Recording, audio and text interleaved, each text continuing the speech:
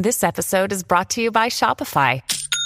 Forget the frustration of picking commerce platforms when you switch your business to Shopify, the global commerce platform that supercharges your selling wherever you sell. With Shopify, you'll harness the same intuitive features, trusted apps, and powerful analytics used by the world's leading brands. Sign up today for your $1 per month trial period at shopify.com/tech, all lowercase. That's shopify.com/tech.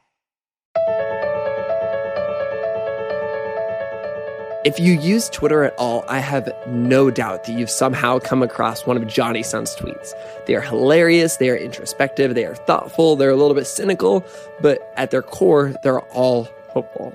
I am so excited because this week on Sounds Good with Branden Harvey, which is the show you're listening to right now, I'm Branden Harvey. We got to talk with Jonny, the creator of the Jonny Sun Twitter account. And oh my goodness, he is so impressive. Get this. Jonny's actually an Asian-Canadian playwright, artist, architect, and comedian. And oh my goodness, he has a master's degree from Yale. He's a PhD candidate at MIT and is a fellow at Harvard's Berkman Klein Center. It's unreal. It's funny because this isn't an account with like somebody's picture as a profile picture. It's not just like a standard person. This account kind of comes from the perspective of an alien confused about human life. I have admired the work that he's been doing on Twitter for so long. It's so thoughtful, so hopeful, it's so connecting, and I retweet him all the time. So if you follow me, you've definitely seen his stuff. But you guys, this conversation was so fun. We got to talk a lot about social media and how we can be intentional in the ways that we use it, how we can use it to bring people together, to be vulnerable, to have conversations that matter. And along those lines, we also talked about what it was like for Jonny navigating the world of kind of happiness in art and academia while also wrestling with depression and anxiety. Jonny also has this new book out from the perspective of this alien called Everyone's an Alien When You're an Aliebn Too. And honestly, you guys, I'm not just saying this, like, I loved this book. I've read it twice. I giggled while I read it. Like, when was the last time you giggled while reading a book? It was amazing. And so in this conversation, we giggled while talking about his new book and the amazing intentionality he put into it. And oh my gosh, I loved this conversation, you guys. I am just such a big fan of this guy. You can probably tell. And so I don't want to wait anymore. Let's just jump right into the conversation. Here is me talking with the wonderful Jonny Sun. Here we go.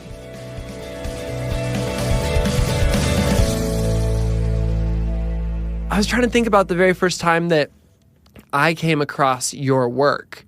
And I say work because what you do on Twitter it seems to be very intentional. And like you're approaching it like an artist would approach art or anybody would approach a project. But I have 3 theories on how we could have come across each other. My first theory is I love Lin-Manuel Miranda and he loves you. And you love him. And so I may have seen him tweeting back and forth at you.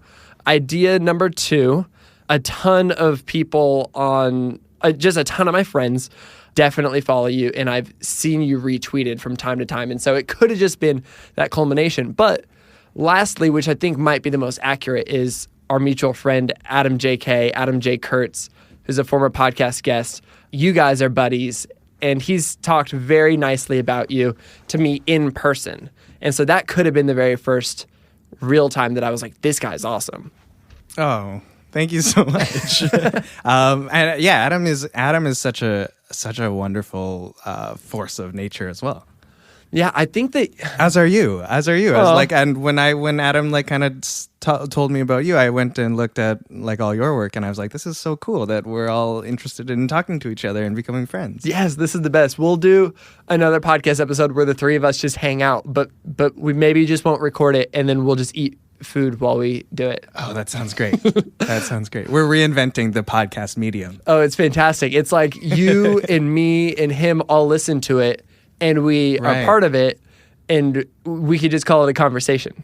That's brilliant. Perfect. That's brilliant. So on Twitter, I mentioned this before, but you are very intentional about what you've created. So you've got this account where your face is not the profile picture, and you are not yourself, though in some ways you are yourself. let me have you explain at the top of the show, who is Jonny Sun, or even more so, who's Jomny Sun, your Twitter character? Who is Jomny? I think like, I mean, I'm like kind of obsessed with the relationship between like a real life persona and then like your constructed online personas and your identities. And for me, it's like I don't really see my Twitter account as a character or something that's constructed. I kind of have a very honest connection to Twitter, and so I kind of just see it as me, but maybe filtered through a specific voice or a specific kind of tone. And what is that voice? Well, I think the cool thing about having at least a little, like a small step away from like, this is me, Jonathan Sun person, is that it lets me be more honest in a weird way. Like it kind of creates enough of like a separation for me to feel actually more comfortable and safer to speak to like kind of talk about what I'm going through and my anxieties and issues and just my random dumb silly thoughts that I have throughout the day. And it like makes me less self-conscious in a weird way. And I think that's kind of like the power of anonymity and of kind of constructing a separate identity online, is it lets you really be more honest and be more yourself, even though you aren't attached to yourself. You're like your own real life identity, which is such a weird paradox, right? It is, because you are connecting with people on a deeper level, but you're also keeping something from people. But there's something interesting about the way that you've done it, because it's not like you're impossible to find out about. Like I could go to your website and learn about, Jonathan Sun, the human behind the Twitter account. It's not like you're just a totally faceless account. You're just, I don't know. It's a very interesting thing, and I like that I can't quite put my finger on it. And maybe that's what the hundreds of thousands of people who follow you also like about it, because it's not cut and dry. I really haven't seen anybody do that before. Right. I think I think I'm very conscious about making sure it's not just like a character account or whatever, and trying to blur that line, because I don't think I would ever have like a personal account, like at Jonathan Sun would not make sense to me, because this still is my personal account. I think you're right. I think that kind of weird blurring of all those things hopefully it makes it fun for people, because they don't really know what they're getting, and I think that's kind of fun. Yeah, and the other thing is like it wasn't always that I had my real life kind of identity tied to it. Like for most of my time on Twitter, I actually was completely anonymous. And it's kind of like a blessing that my name is Jonny Sun or Jonathan Sun, because it kind of sounds like a made up name. And the coolest thing was like my account was always Jonny Sun. And I think most people just assumed, well, like that's a pseudonym.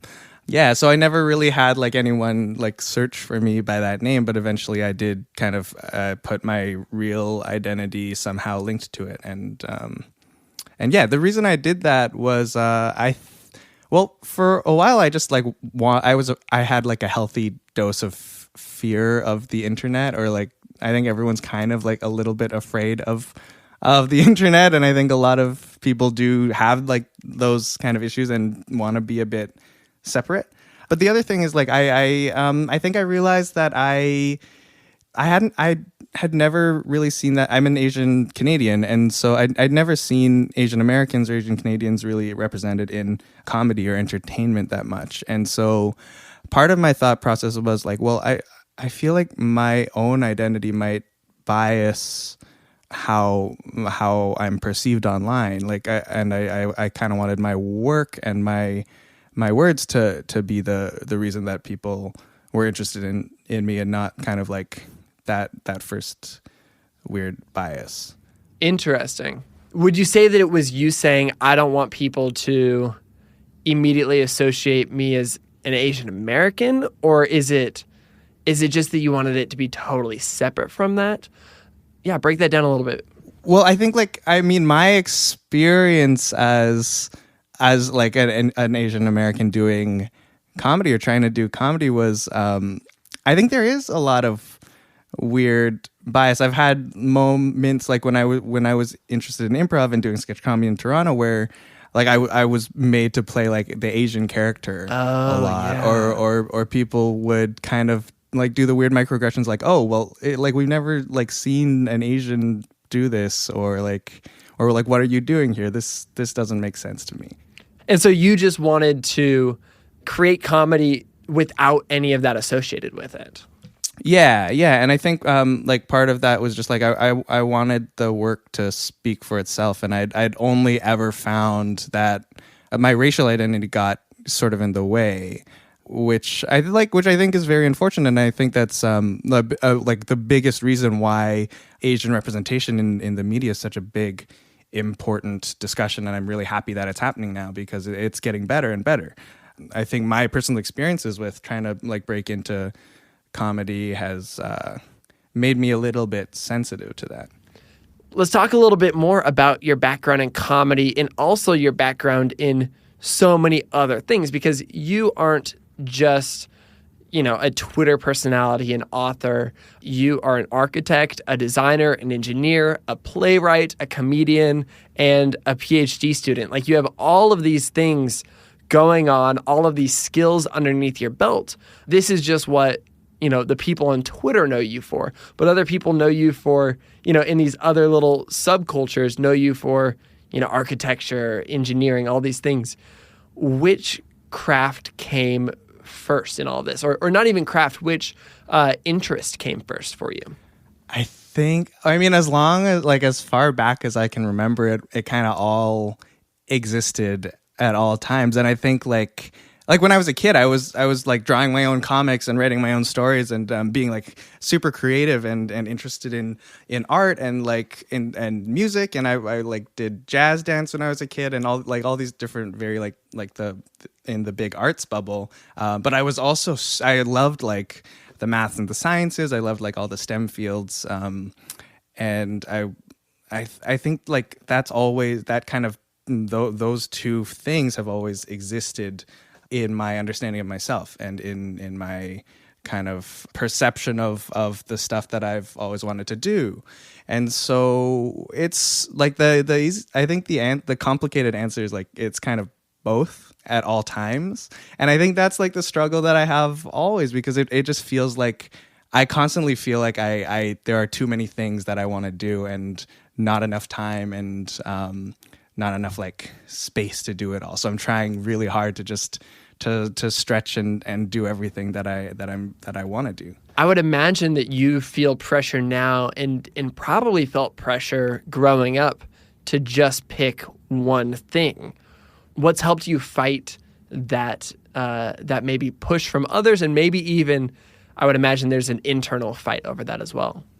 Right. Well, the external one is probably an easier one to explain, which is that most people are not interested in like all the dimensions that a person has, right? Like most people are, and like it's such a unfortunate thing where like I definitely get put into boxes, and even before people find out what I do, just again like they see an Asian guy trying to do something and they put me in a box already. But then given like my work and the different fields that I'm kind of involved in, I think people get uncomfortable when they can't really pin you down or they can't like describe you in 2 words. Yeah, our minds value simplicity, and it's just burning more calories to try to figure out, what is this person? I can't categorize him.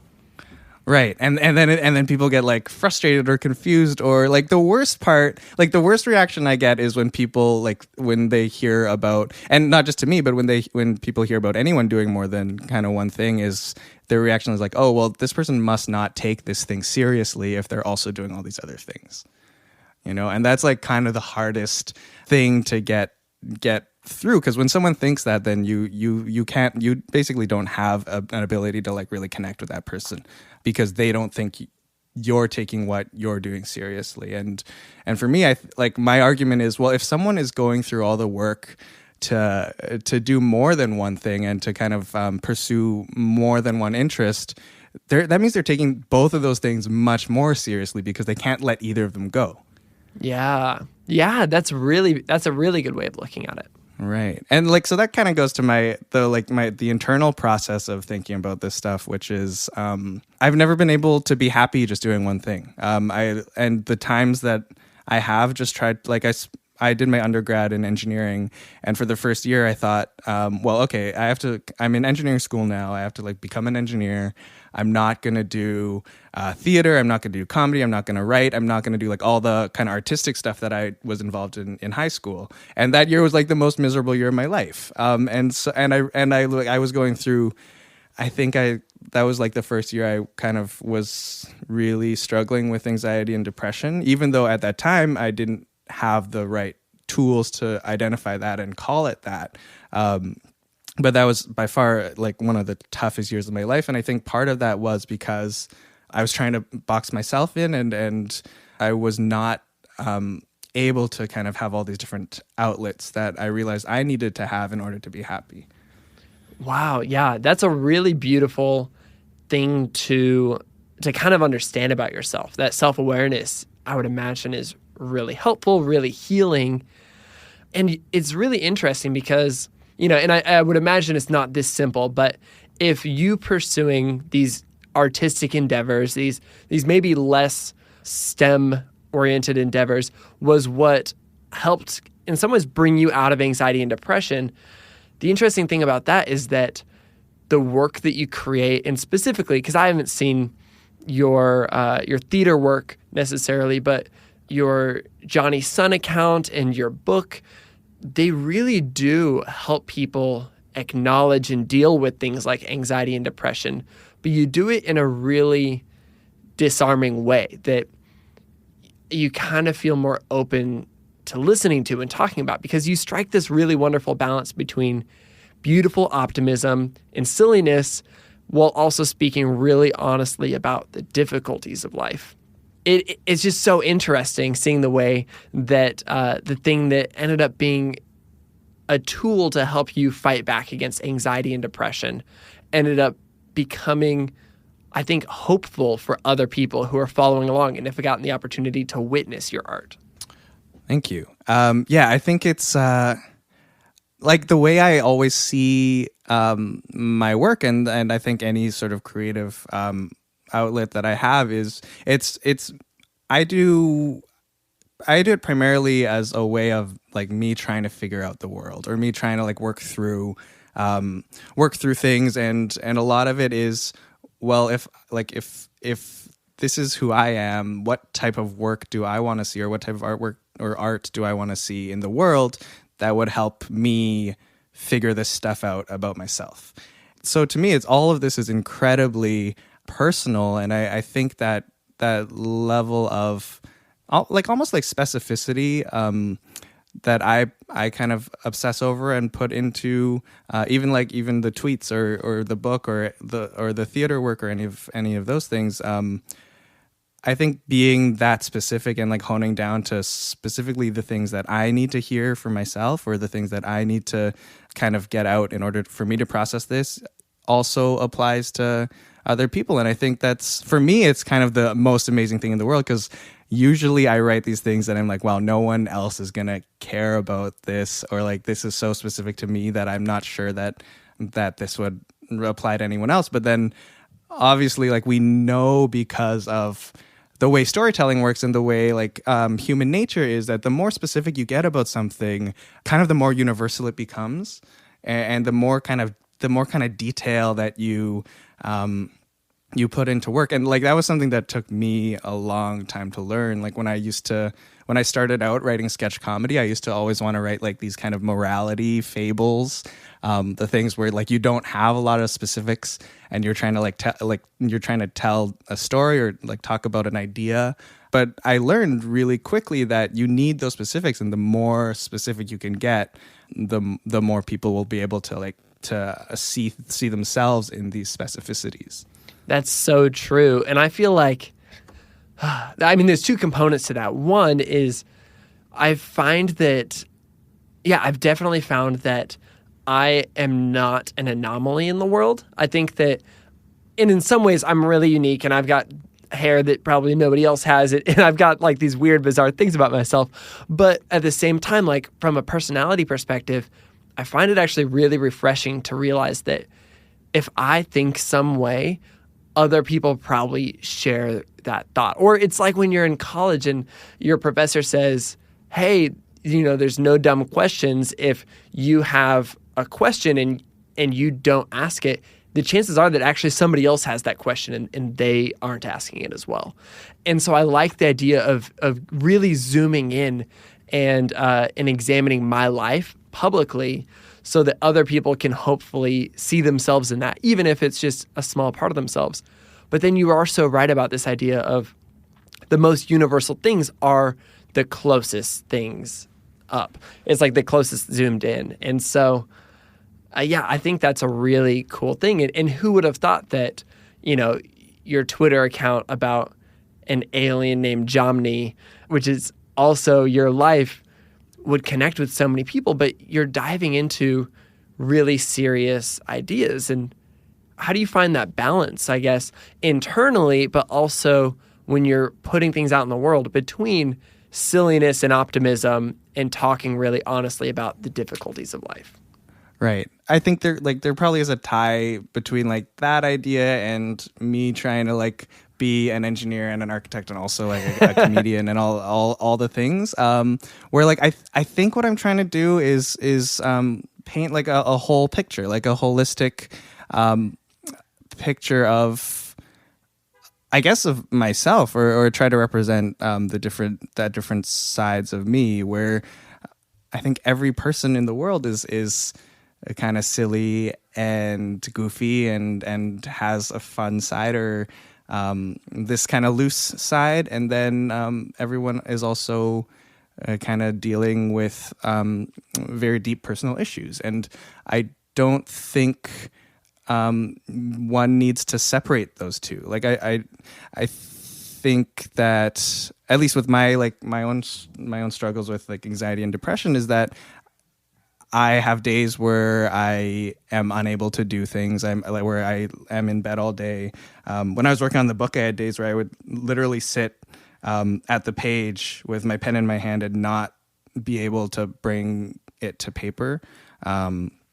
Or I would like stare at a panel that I had done and kind of spend the day thinking like no one is gonna want to read this, or why am I doing this, and like these like horribly crippling days of self-doubt. Yeah, but I guess during days like that, like interspersed between those days, I also had days that were joyful and exciting and fun. And I think for me, I'm just trying to find a way to capture all of that, like the wholeness of that experience. And the other thing is, I think when I'm writing, like at least for Twitter, is again, it's this idea that people are trying to like pin down what you're all about. And so I think when people kind of see me and they know me for like a super silly, funny tweet, for me, it's really interesting to talk openly and honestly about some things that I'm worried about, or things that are bothering me, and kind of just like throw them off balance a little bit.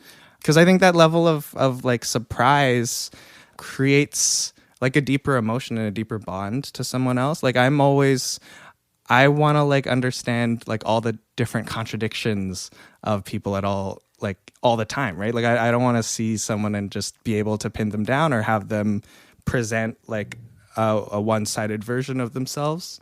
I'm interested in like the weird like things that contradict each other, like the things that are happening aside from like what this person thinks, who they think they are, who they're trying to present themselves as. Yeah, and I think that in an age where everybody is in some ways marketing themselves, kind of knowingly or unknowingly, you're choosing what to put out publicly, we curate ourselves to be less human-like. And by choosing to put the good and the bad and these contradictions online, it's bad branding, but it's good humaning. Like you actually connect with people way better because of it. And there's something really special about that. I love that. Thank you. Yeah, I think I noticed when I started on Twitter, you could really easily tell, and I think you still can. You can tell the people, like you can tell which accounts or which people are trying to use Twitter to get famous, right? Like you can tell when someone's like kind of over branding themselves, or trying to really like use it for one intention and one intention only. And for me, that kind of instantly turns me off of them. Because again, for me, like I'm most interested in seeing honest people and trying to get to know more people through social media. So for me, it's also this test of like, well, okay, I have this anonymous account. Now I have this account where I literally don't show the visual aspects of what makes me a human, right? Like I'm not showing my face or like any details about my personal life. So so the challenge there is like, what else can I do to prove that I'm a real person? And like that, I guess that's kind of like the meta challenge in my head of like, well, how do I present myself as a real and honest person at all times? And then how do I find people who are also trying to do that and being honest online? And those are the people that I've really been drawn to, and I think I've become really close friends with. Okay, so you've got your Twitter account. It's being turned into, or rather, you are writing a book from the perspective of Jonny Sun, the character on your Twitter account who's an alien. Break down a little bit more of like the story of what happens in this book. And oh my gosh, I loved the book. I loved it so much. Thanks so much. Well, like I think I'd always, like even before the Twitter account, like even before I got on Twitter, I'd always wanted to be an illustrator actually. And no way. Yeah, and before like the Twitter, I wanted to do webcomics because like I think like the age of the internet before Twitter and social media came around, like the thing everyone was into was like webcomics. And so I've always wanted to do one of those. But I fell into Twitter and became really happy writing on Twitter. But I'd always had in my head, like, well, what is the visual kind of aspect of this? Or what is, like, how can I tell a visual story building upon this work that is very text-based? So like I've been spinning that around in my head for a while, and then eventually I started thinking about new structures of narrative, and I'd written a few plays, and I'd been thinking about like, well, how is playwriting, or how is my ability to write informed and shifted by being on social media and kind of thinking of like the narrative of the timeline, right? Because that's a very different way of reading stories than you get traditionally. And one of my favorite tweets ever, I think it's by this account Linzita, that it says it's something like Twitter is like reading 50 books at the same time, but then also all the characters interact with each other. Oh, yeah. which has that's always, so interesting. Yeah, it's perfect. It's always kind of stuck with me. And I was thinking of that, and I was like, wow, there really is some truth to that, I think. In the sense that when I go on Twitter, I don't get like inundated with like 50, 100 different people who like don't know each other and kind of talking over each other. There is this sense of like, I know all these people now, and they kind of know each other, and I'm kind of aware of their relationships with each other and all the like the social stuff that happens underneath like this constant timeline feed, right? And so like I was thinking a lot about that, and then I was like, well, this kind of works. This could maybe work as a book. And so the story of like Everyone's an Alien When You're an Alien Too is about Jonny, this alien coming to Earth, meeting a ton of characters on Earth, and then kind of following them around their lives and seeing, like, keeping little updates on them as they live their lives and as time passes. And so if you go through the book, it's not like a chapter with the hedgehog character and then a chapter with like the owl character. It's like one page of the hedgehog and then one page of like a tree and then one page of the owl, and then it goes back to the hedgehog. And like I think there was something about that was definitely informed by the way I was experiencing Twitter. And I wanted use that as kind of an inspiration to do this. So in a sense, it is kind of, it's a book based on Twitter in more ways than one. Wow. I hadn't even thought about that. I think I acknowledged the format difference, but not the format similarity, if that makes sense. I was like, okay, this is different than a traditional book in the way that, it isn't a whole chapter about a particular character. It's, all these characters within a setting, and then the next chapter is all these separate characters in a setting, etc. kind of. But I didn't even think about how similar that is to Twitter. Wow, beautiful. I'm glad. I'm so glad, because I didn't want to explicitly make it about that. Yeah, and in a way, I didn't want people even to think about that. But I did want to kind of say, I did think that people would understand how to read this thing, because I think everyone now is on, if not Twitter, Facebook, or Instagram, where it's the same. Like, this timeline feed is, we've kind of learned how to read that, right? And I think the book that I did, I'm not sure it would make sense 10 years ago, for example, right? Like, I think we now have kind of trained ourselves to be able to think in this way. And so I'm hoping that people kind of see the book and pick it up and be like, this is kind of different, but I also strangely get how to read this. It's really an interesting idea, because Jonny in the book, he learns about the human experience not just from one person, not just from one guide or one mentor, but from a variety of people. And they all teach him a little piece, and that helps him understand this greater puzzle that is life and the complex human experience. And that's the most accurate way to describe our lives. You've got Luke Skywalker, who learned about the Force from Yoda, but the truth is that that's just one piece of the story. But Luke Skywalker actually learned about life from, this may be going a little too deep, but he learned about life from 1,000 different people. And I like the idea of capturing that, and how everybody has something really unique to bring to the story and to bring to the occasion. Yeah, and I was drawn to the idea of the hero as a listener as opposed to a speaker. I think for me, Jonny's this character that comes and is able to just to be there to listen to people, and I know that through my experience, just knowing that someone is there to listen to you, or being the person that is just there to listen, is incredibly healing and incredibly powerful in terms of just making someone feel safe and comfortable and able to share, right? And so I really wanted to translate that into the book, and kind of talk about the power of a listener, and the power of just talking.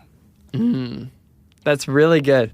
Yeah, I cannot speak highly enough of your book and how fun it is to read, but how it also leaves you thinking. I don't know if it's possible to spoil, but I think so. I think it's possible to spoil. But the final part of the book has just continued to leave me thinking and be analyzing, where is this true in my life? Is this true? But all these things, and oh man, it's now I'm just thinking about it. Now it's almost distracting me thinking about it, which is the best. Oh my gosh, thank you so much. Oh man, it's so. And did you do all the illustrations yourself for the book? Yeah, I did. So that was actually the hardest part, because this is kind of a book of tweets or tweet things that this narrative strung together, and it's also it'll also be illustrated, but the illustrated part I put in at the end, and I was oh, this will be easy, and then and I was okay, so I could probably do this in 3 months, but then I found out that illustrating a 300-page book where every page is its own illustration is a lot of work. And so that took I think about 8 months to do all of the work. And it I kind of got into it, and was going through was having issues with anxiety and depression, and trying to work through that through the book, but also kind of realizing that the book was making some of these things worse for me. And so it was like this strange relationship where I was kind of pouring my heart into this and trying to, but at the same time kind of realizing like this is something that's feeding into this, and so it was an interesting and tough process to go through. We talked a little bit earlier about how when you were going hard in, more education-focused stuff and you were neglecting creativity and comedy, how reintroducing those things to your life helped you combat anxiety and depression. And I know that you're still fairly fresh off of creating the book, but did you find, I don't want to say antidote because it's not that easy, but was there something that stepped in and helped you fight it? Or do you feel like you're still in that middle area? What does that look like? I think I'm still trying to find out the best ways for myself to kind of deal with these things, or to live with these like mental health issues. I do know that when I got really deep into working on the book, those were also moments when I was, I think, suffering the most. I kind of like got so into it that I actually tore my shoulder because I was drawing like 14 hours a day at one point, and I was like super tense and trying to get this done, and like driven a lot by kind of like this like extreme anxiety and this extreme stress of trying to do this the best way, but ended up kind of overdoing it and hurting my shoulder.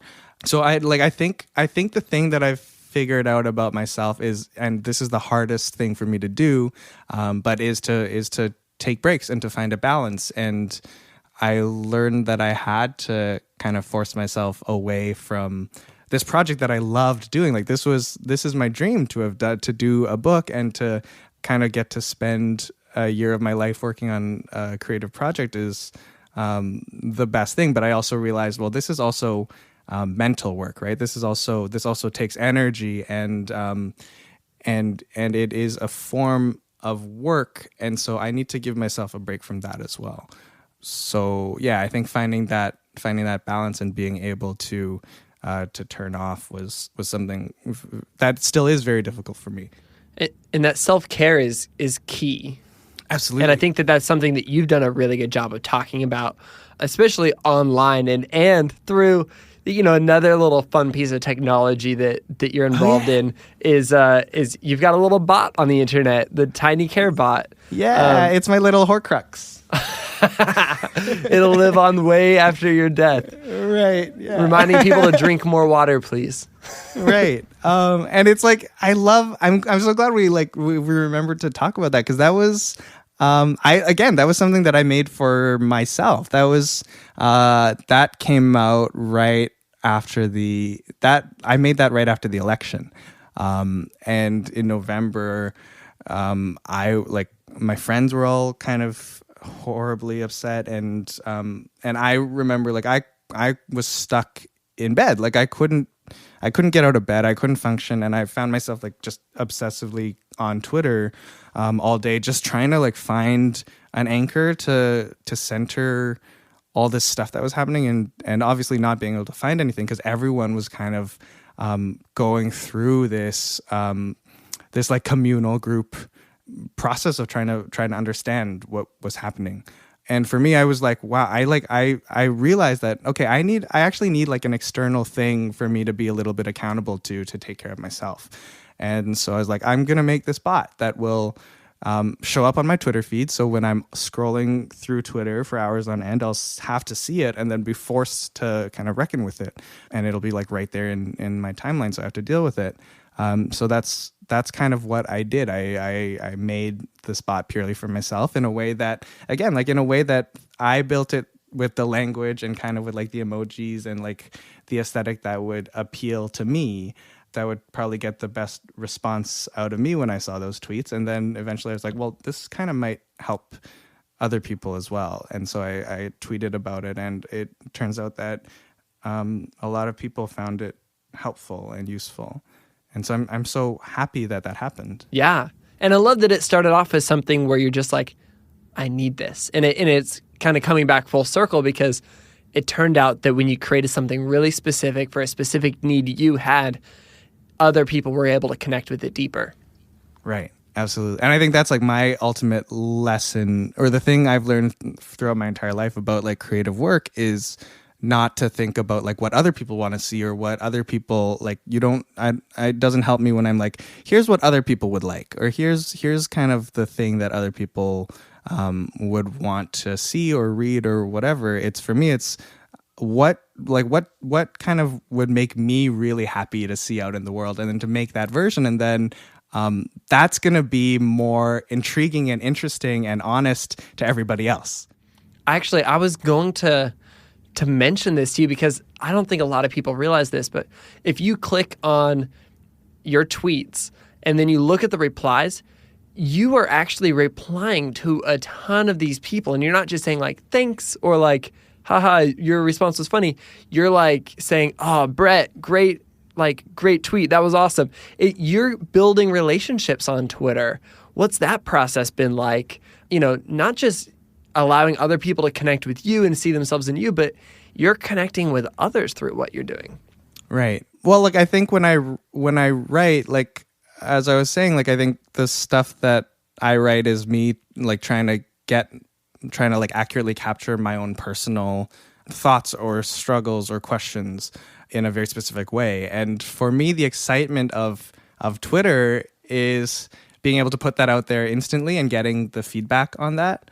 And finding out that, like here are like hundreds of other people who are who also know exactly what that feeling is, or who also are like going through that right now. And that kind of sense of connection is so fulfilling and gratifying and inspiring. Like it really gives me a lot of energy and a lot of kind of like life to know that there are other people who are going through this stuff. So for me, it's not an intentional like, oh, I need to reply to like 10 people every day. For me, it's really just like there are people out there who are connecting with me, and I want to connect with them. And to the best of my ability, I'm going to try to, because I see them as people, and I see them as my friends. And I think in real life, I'm not very good at the face-to-face stuff. Like I'm not good at parties. I am not good at being around a lot of people, because I tend to like close up and worry about kind of like how to, I don't know how to perform properly in those situations, but online I think I'm able to be more honest and expressive. Do you feel like you're better one-on-one than with a group of people? Absolutely. Yeah. And that's why I'm kind of excited about this podcast, because that's what we get to do. We get to like hang out and talk. Well, because with one-on-one, you it doesn't always happen, right? But you have the opportunity, I think, to be a little more honest, and you can let some of those shields down, like let some of the performance slip away, and try to connect to someone a bit more openly. Sometimes I wonder if Twitter, and by extension maybe other sites, but maybe uniquely Twitter, is really, even if you've got a bajillion followers, it's a one-on-one conversation with a bajillion people. Instead of, it doesn't feel like you're on stage in front of like a whole stadium of people. It does feel like you're just having a one-on-one conversation with anybody that wants to join in. There's something cool about that idea. Yeah. It's so intimate too. And I've been like thinking about this a lot lately, about how you're right. It does feel different from like broadcasting to a crowd and then having the crowd talk back, right? As soon as someone responds to anything that you put out on Twitter, it feels like you're having, now you're like, you zoom into like this one-on-one conversation with this person. And it might just be like, like a single response, but you share like a one-on-one moment, as opposed to like I'm a performer on stage and I'm like shouting out someone in the crowd, right? Like there's such a different kind of intimate connection.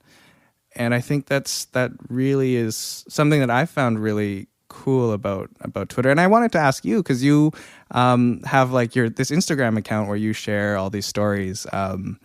how do you feel about that, and what is your relationship with people through that medium? Yeah, it's so funny because in some ways I feel like Instagram has shifted and evolved through the years, and it's a little bit different now than it was years ago, and I still love it so much. But in the early days of Instagram, I would say that there were like 2 or 3 years where almost everybody that I met, almost all of my friends, I met through Instagram. I would travel the country for photography. My background is in photography, and I would crash on strangers' couches that I met through Instagram. And it wasn't just like I was like, all right, cool, I'm going to be in California. Who can I find on Instagram who I know in California? It was like I'd built a relationship with somebody over the course of a year, a friendship, and then I was like, hey, I'm in California, like let's finally hang out together.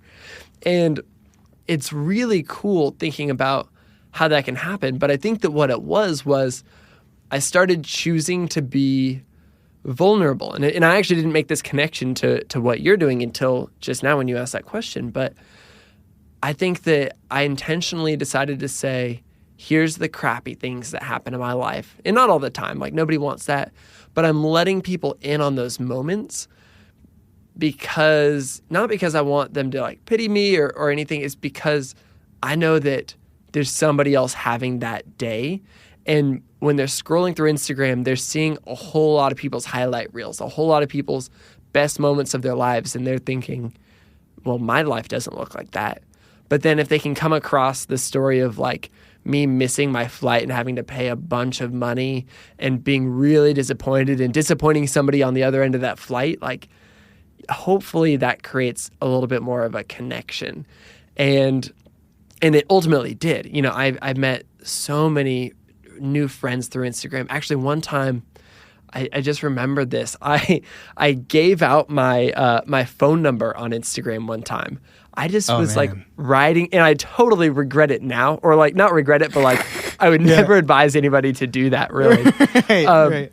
But I was just riding so high on this idea of connecting with people, and I'd had so many positive experiences finding new friends and meeting incredible people through Instagram that I was like, I'm sure there's a million more people like this, and if I can just connect, and I had tens of thousands of followers at this point, I was like, let's just do it. And I remember being flooded. I remember going to bed and waking up with all of these texts and then responding to every single person, which I can't even imagine responding to every single text now.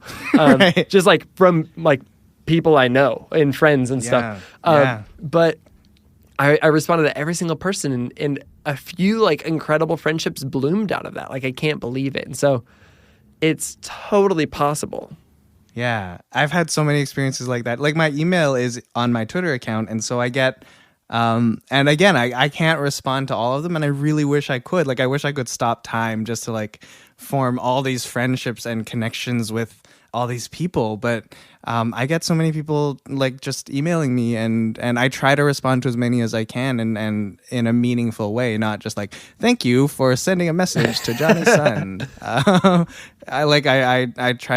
I think there's something about like, about finding that really personal, honest connection, especially like through the internet, like you were saying, how everything sometimes feels so constructed and feels so like branded in a way, or like overly positive in a fake way, I guess. Yeah.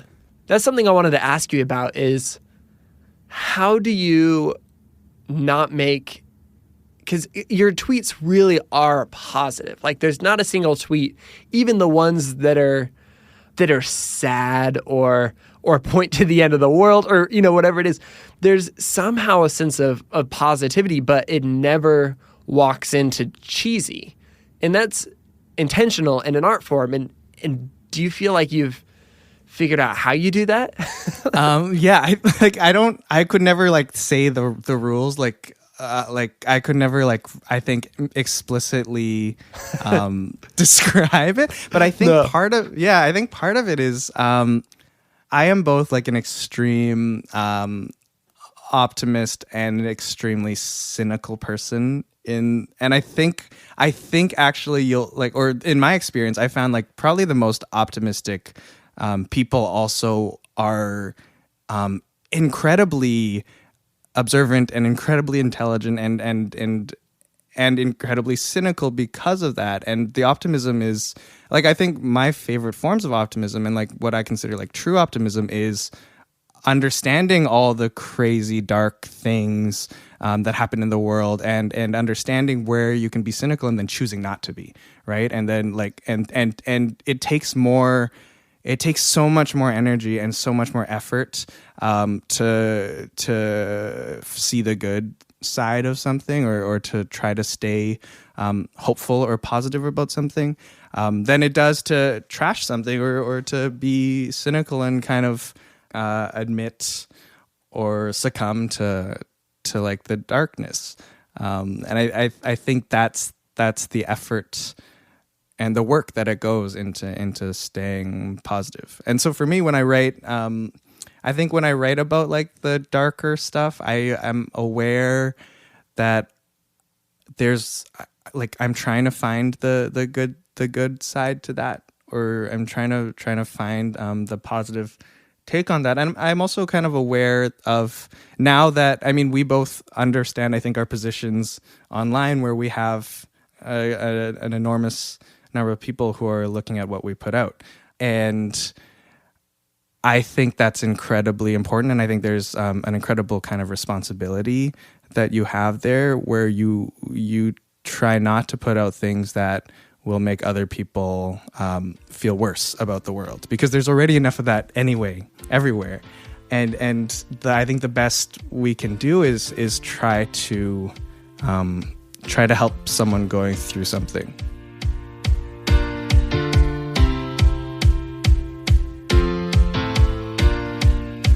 Oh my gosh, I've been thinking about this conversation ever since we had it. We recorded it just a few weeks ago, and I loved getting to talk with Jonny. I love this guy. He's so fun. A few things that I especially pulled from this conversation. He had this quote, I wrote it down. It says, "I'm an extremely positive and cynical person. The truest form of optimism is understanding all the dark things that might happen in the world and knowing where you can be cynical and choosing not to be." I think that's important. I think that's a really, really wonderful idea, because I think that so often people think of optimism as burying your head in the sand, as running from the things that are going on in the world. But he's saying, hey, there's bad stuff that happens in the world. And maybe there's some times where we need to talk about that. We need to be a little bit cynical about it, but also we have the choice not to be. And maybe that's the truer art form, is when we choose not to be. And if you scroll through his Twitter account, which, oh my gosh, you absolutely should, if you haven't already like pulled it up during the conversation, you'll read that. It's amazing. So anyway, definitely follow Jonny on Twitter. It's at JonnySun. And then also his book came out this week. It's so good. Everyone's an alien when you're an alien too. That's the name of the book. Check it out. I genuinely recommend it. I really, really like it. Oh my gosh. Along those same lines, if you want to follow us online, you can follow us at GoodGoodGoodCo on Twitter, Instagram, Facebook. We even have a private Facebook group. You can just search Good Newspaper. You'll find it, or just tweet me and I'll give you like a little secret link and accept your request. It is so much fun. We love getting to share good news and good stories and hopeful, inspiring people all week long. And so we would love to have you join us at GoodGoodGoodCo everywhere. If you're new to the show in general, first of all, welcome. I'm so glad that you're listening. You might like some of our older episodes. We've got this good one with Adam J. Kurtz. If you liked this episode with Jonny, you're going to love this one with Adam. Adam does so many wonderful things online. His sense of humor is really similar to Jonny's, I think. And I just love the way that he balances cynicism and hope in a really profound way. And I think it's really meaningful. So go on Apple Podcasts or wherever you listen to podcasts and just scroll down. You'll see Adam J. Kurtz. You can also search for him if you want to. If you've been listening to the podcast for a while and you want to leave a review on Apple Podcasts, oh my goodness, we would really appreciate it. It helps people find the show, and we love hearing from you about the things that you're connecting with.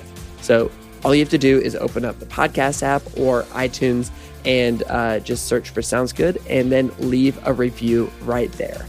On that note, that is a wrap for this week's episode. I am so glad we got to have this conversation today. Go out and do some good this week, and we'll be back next week with another inspiring conversation with an incredible person. Sound good?